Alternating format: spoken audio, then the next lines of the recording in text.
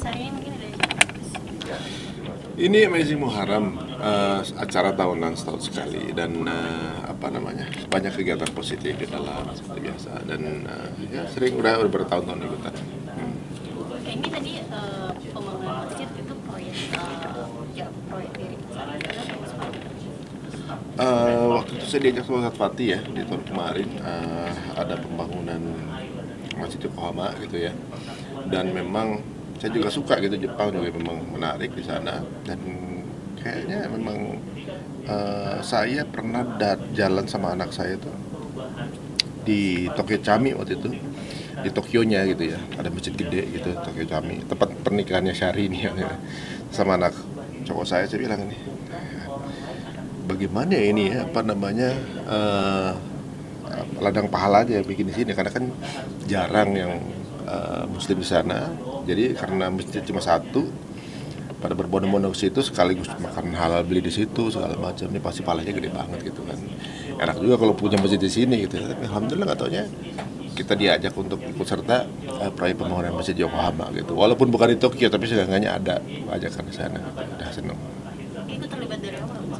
Dari awal ya, dari sejak diajak ya, karena kalau awalnya sendiri dari tahun 2021 belum menemukan cara, tapi teman-teman yang di Jepang ini, Mas Arif dan teman-teman itu udah berupaya gitu. Kita kan memang kemampuan kita hanya di mengamplifikasi gitu kan, dan alhamdulillah responnya bagus juga. Saya pikir di awal kan wah ini pasti jauh ya, belum tentu pasti jauh dari Indonesia, belum tentu responnya bagus, tapi nggak disangka kalau nggak salah 2 bulanan terkumpul untuk pelunasan tanahnya saat itu hampir 8 miliar kalau nggak salah, dan deadline itu Desember, karena di Jepang itu kalau ada deadline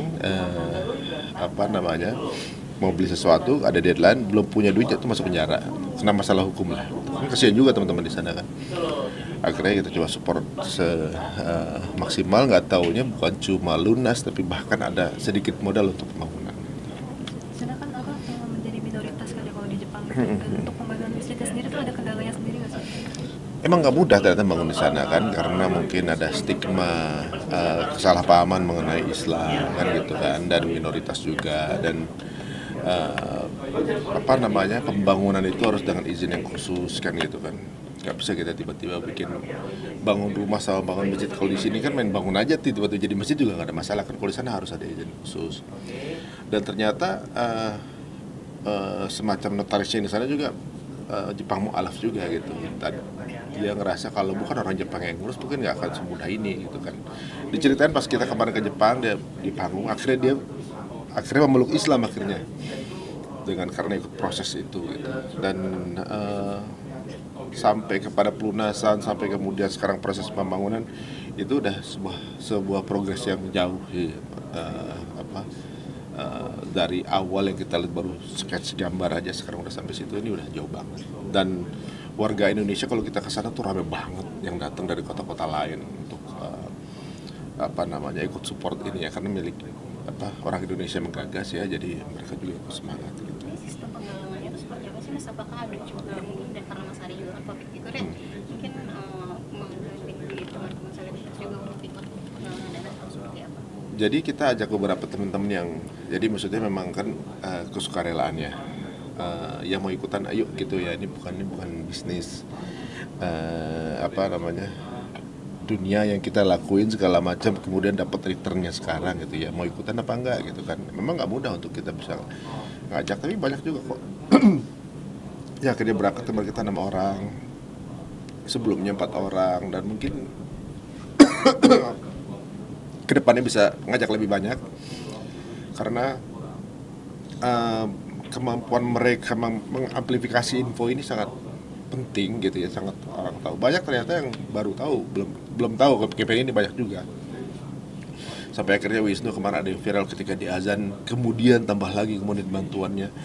Jadi buktikan bahwa tersebarnya informasi ini adalah sesuatu yang memang dibutuhkan ya, makin tersebar makin banyak support gitu. Dan juga desainernya atau juga semua yang punya effort di sana benar-benar bukan berdasarkan bisnis semata gitu ya. desainer juga mau desain besar di beberapa negara. Beliau kesini memang karena ingin ikutan membantu. Jadi menurut saya ini kerja kolektif ya, dan Indonesia sudah menunjukkan bahwa masyarakat Indonesia ini termasuk solid ya. Sorry gatal. Solid banget gitu untuk membangun ini, nggak merasa ini karena hanya Indonesia saja. Saya juga mungkin aja di antara yang menyumbang ada juga yang mungkin bukan muslim juga ada gitu mungkin. Dan kita bertemu dengan beberapa pengusaha-pengusaha, saya mau nggak nyumbang, boleh nggak nyumbang sekian gitu. Bahkan motor yang kita leleng yang berikan Mas Gilang kan, Mas Gilang apa namanya, MS Glow, Juragan 9, beliau yang membeli lelang motor kita untuk pembangunan ini gitu kan. Jadi memang banyak yang akhirnya kontribusi dan ikutan dalam keadaan terbuka atau juga mungkin sembunyi-sembunyi gitu. Dan kita menganggap ini sebuah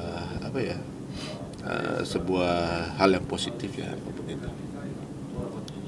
Nah. Sedikit mungkin soal kemarin habis dari Sydney itu seperti apa sih, berapa lama di sana? Sydney ini kemarin karena sebenarnya kita udah bikin visa ya dari habis Lebaran kan. Kemudian janji mau liburan ke sana karena anak saya yang perempuan pengen kuliah di sana gitu, mau ngeliat kampus gitu kan. Qadarullah waktu kita lagi traveling sama istri Cina, dapat kabar tawaran haji gitu kan. Tawaran haji itu sebulan kan ya. Nah kemudian sedih dia, takutnya nggak jadi nih liburan saya gitu. Akhirnya ya diatur sama istri bagaimana caranya tetap bisa ke sana. Ketika liburan selesai pun dia udah bisa balik lagi gitu. Jadi ketika pulang haji saya cuma sehari di Jakarta langsung berangkat lagi sana karena biar anak senang kan gitu, karena dia udah ngarepin lama-lama, katanya janji bapaknya malah berangkat haji sebulan lagi, takut liburan keburu habis kan gitu kan. Jadi benar-benar di tanah suci itu 53 derajat panasnya, ke Australia itu 8 derajat 9 derajat gitu. Jadi benar-benar jomplang banget secara suhu ya. Tapi itu momen relaksasi sih habis kemarin, sebulan kemudian agak cobaan fisik lah ibaratnya, di situ lagi bisa bersantai sama keluarga. Jadi ya begitulah, kita pikir kombinasi yang bagus. Berapa hari di sana? 2 minggu.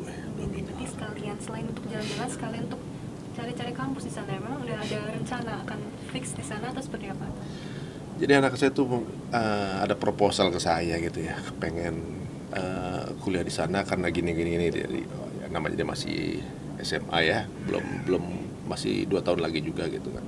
Tapi itu sebuah hal yang positif ya, berarti dia punya plan ke depannya, dan kita harus sebagai orang tua mendukung niat positif itu. Entah nanti kesana atau enggak, nanti kan tergantung takdirnya gitu. Tapi keinginan positif ini mau kita budayakan ke putra-putri kita gitu. Nah, kemudian ketika kesana jurusannya mana, ayo kita nganterin aja gitu. Tapi selain di sana ya ternyata traveling juga, kemudian ketemu sepupunya yang ada di sana kan. Dia baru tahu ternyata kita punya sepupu di sana yang ternyata dia ngerasa kayak seru banget gitu punya sepupu di sana, dan dia ketertarikan dengan bahasa, dengan culture segala macam. Dia kayak mau ngobrol, pengen tahu kehidupan di sana, malah sama sepupunya sendiri. Aku kayaknya betah deh di tempat Maya, di tempat Maria gitu kan gitu.